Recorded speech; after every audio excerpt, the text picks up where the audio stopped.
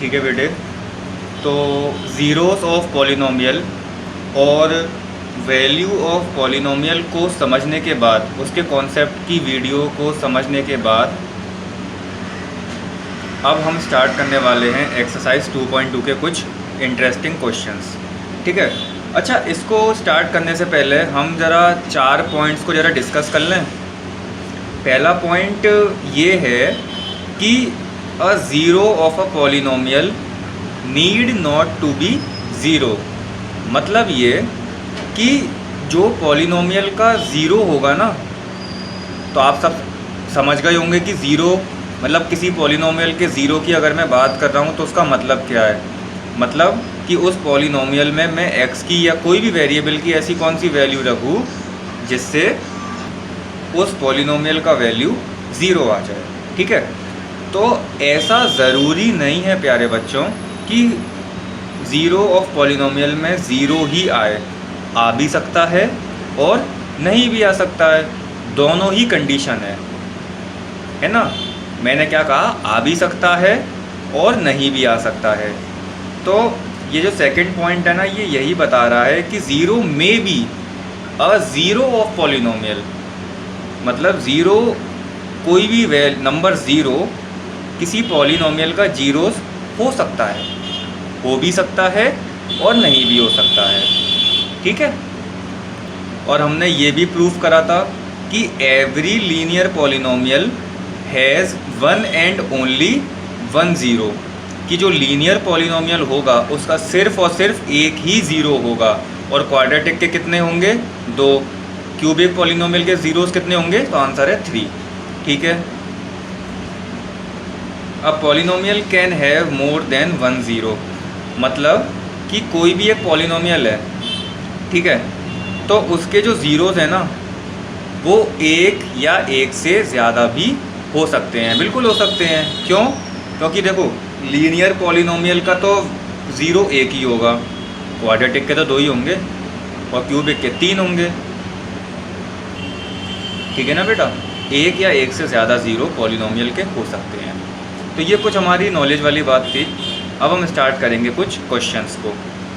देखो बेटा, एक बात ध्यान से समझ लो, मैं इसमें सारे क्वेश्चंस नहीं कराऊंगा क्योंकि ज़्यादातर क्वेश्चन सिमिलर हैं, एक जैसे हैं, है ना। सिमिलर का मतलब है कि क्वेश्चन एक जैसे हैं, बस उनकी वेरिएबल की वैल्यूज़ अलग अलग हैं, है ना। तो एक आध टाइप कराऊंगा मैं, वो बाकी आपको खुद करने हैं। और अगर नहीं आए तो आप मुझसे पूछ सकते हो। ठीक है।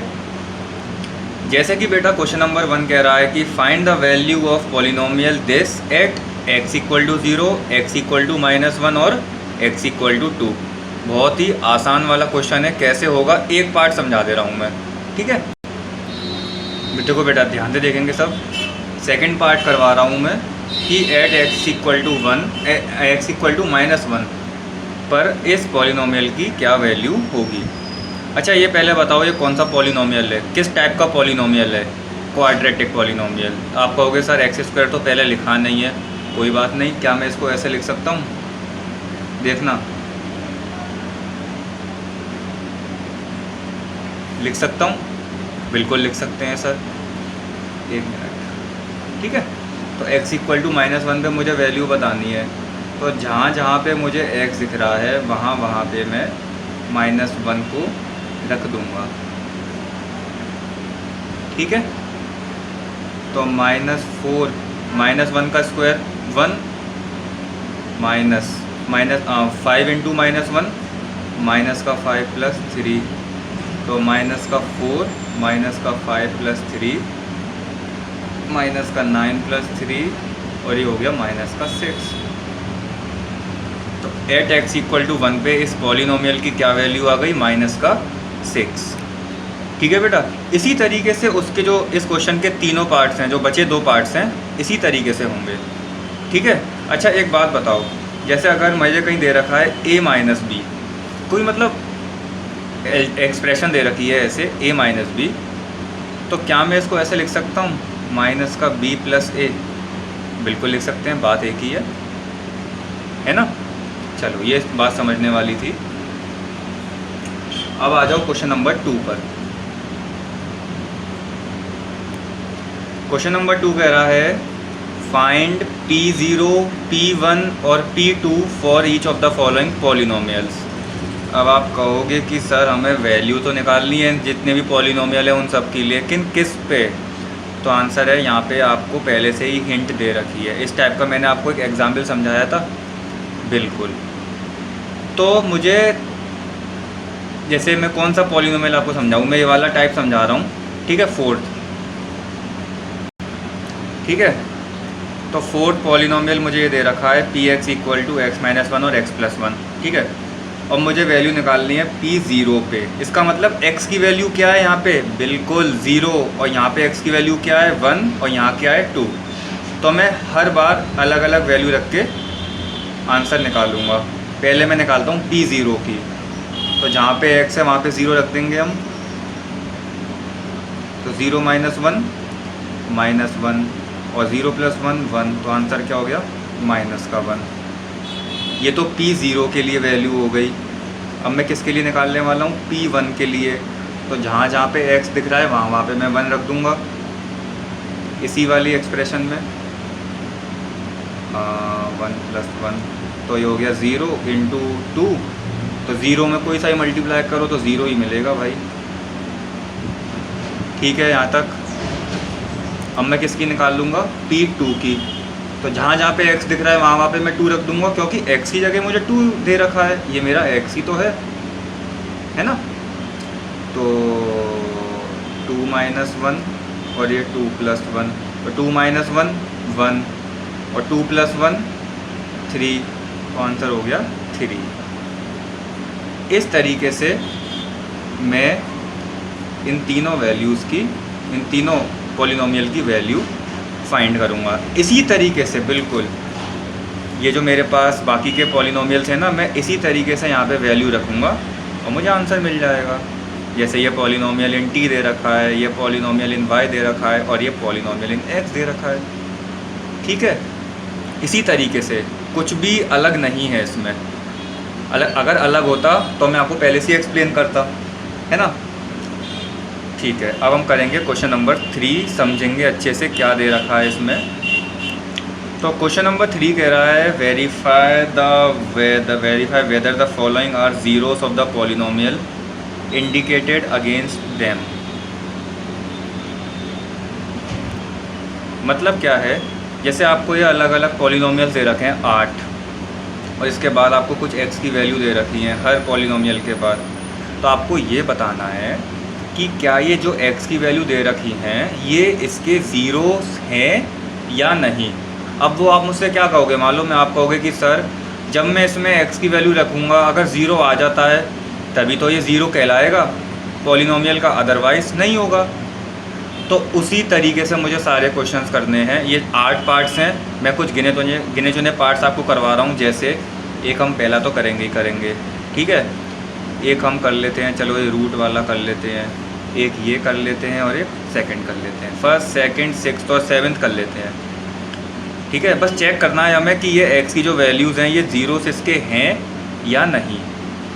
अगर इसमें रख के वैल्यू 0 आ जाती है तो 0 होंगे, अदरवाइज़ नहीं होंगे भाई, है ना। अब जैसे ये मेरे पास फर्स्ट पार्ट है तो चेक करते हैं x की जगह माइनस 1/3 रख के, तो 3 इंटू माइनस 1/3 प्लस 1, तो 3 से 3 कैंसिल हो गया, ये बचा क्या? -1 + 1 = 0।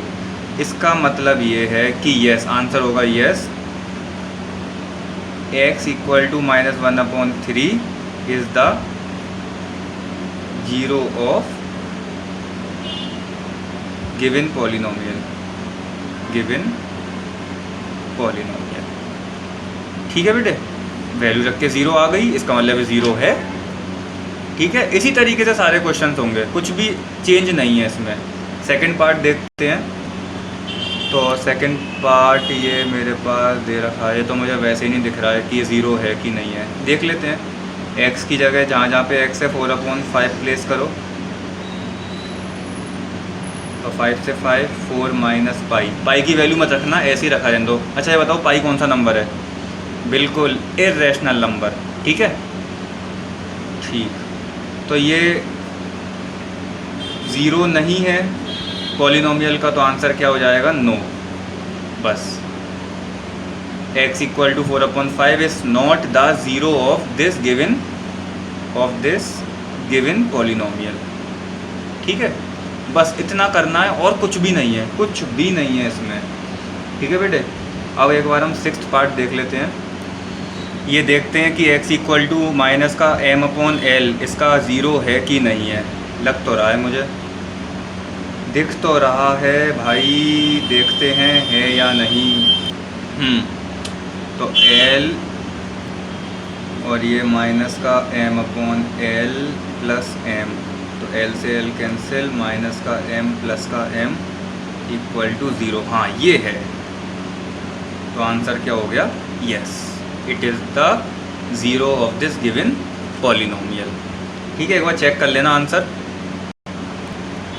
तो 7th पार्ट में हमें 2 ज़ीरोज़ दे रखे हैं, वो तो होंगे ही क्योंकि भाई ये क्वाड्रेटिक पॉलिनोमियल है।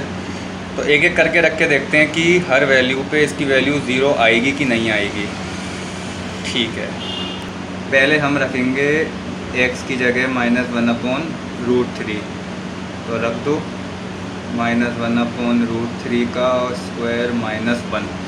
बस ध्यान ये रहे कैलकुलेशन में प्रॉब्लम नहीं होना चाहिए, मतलब कैलकुलेशन आपकी एकदम परफेक्ट होनी चाहिए। ठीक है ना, तो -1/√3 का स्क्वायर क्या होगा?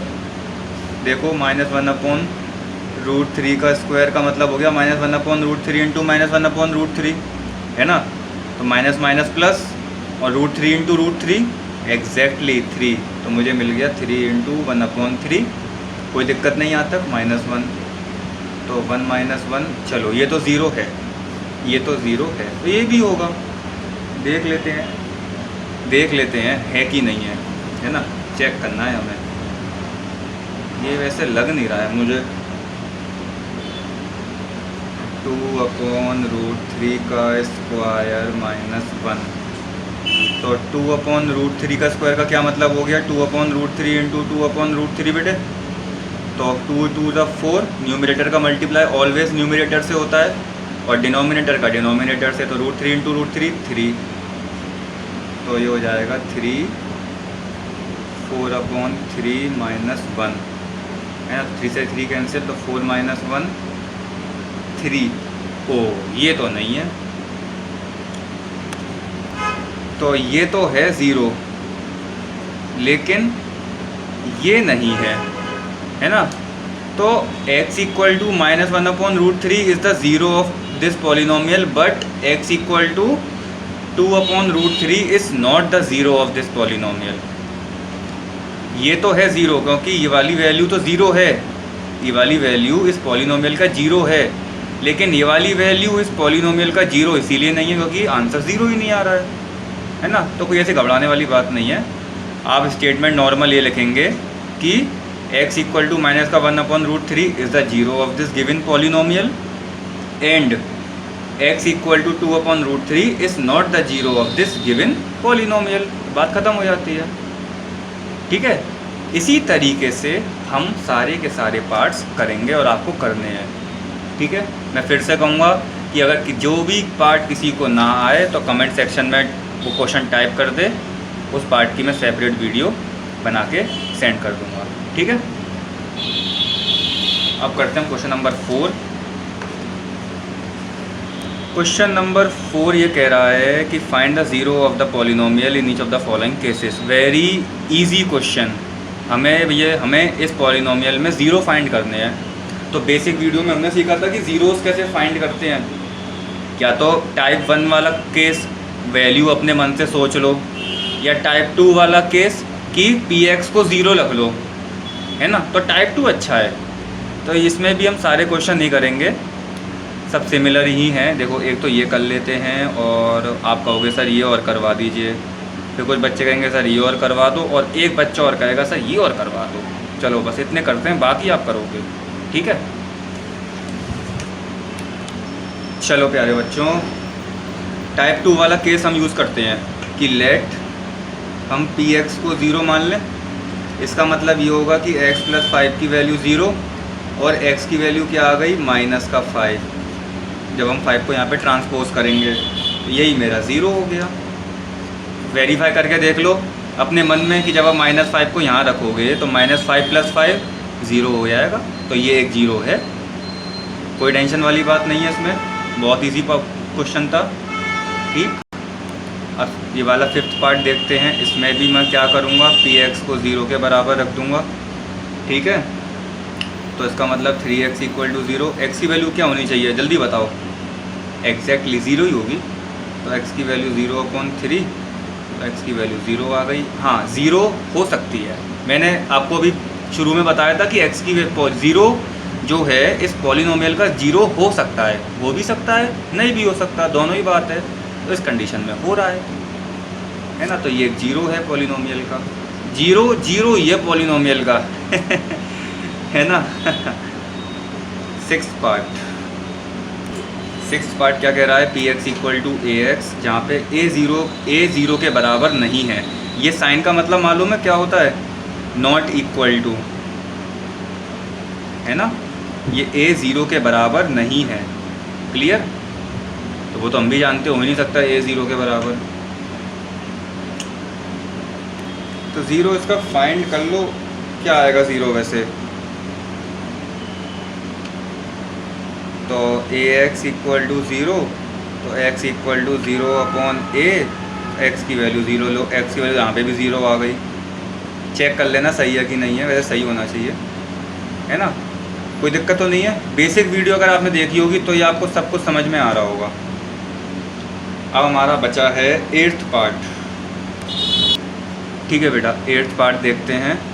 px = cx + d, तो वही केस, लेट px को मैं 0 मान लूँगा, पॉलिनोमियल इन x की वाली वैल्यू को, तो cx + d किसके बराबर हो गया, 0 के बराबर। मुझे x की वैल्यू फाइंड करनी है, ध्यान रखना, तो मैं कैसे फाइंड करूँगा, cx = -d। अच्छा, मालूम है इस टाइप के क्वेश्चन आपने क्लास 7th में करे होंगे, लीनियर इक्वेशन में,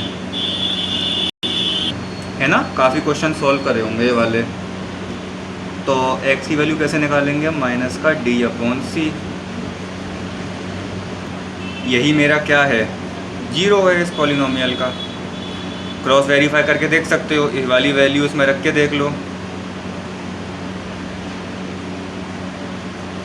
-d + d = 0, बिल्कुल कैंसिल हो गया, है ना। तो इसका मतलब ये मेरा आंसर हो गया। तो इसी तरीके से प्यारे बच्चों हम अपने सारे के सारे क्वेश्चंस करेंगे जो हमें इसमें दे रखे हैं, सेम, कुछ भी चेंज नहीं है बेटा। ठीक है, अगर इसके बावजूद भी आपको कोई पार्ट समझ में नहीं आ रहा तो आप कमेंट करके मुझसे पूछ सकते हैं। ठीक है, कंप्लीट कीजिए इस एक्सरसाइज को, देन आफ्टर हम समझेंगे रिमाइंडर थ्योरम, जो कि मोस्ट इम्पॉर्टेंट है बेटा, मोस्ट इम्पॉर्टेंट। ठीक है, इसका कॉन्सेप्ट क्लास 10th में भी यूज़ होगा। ठीक है।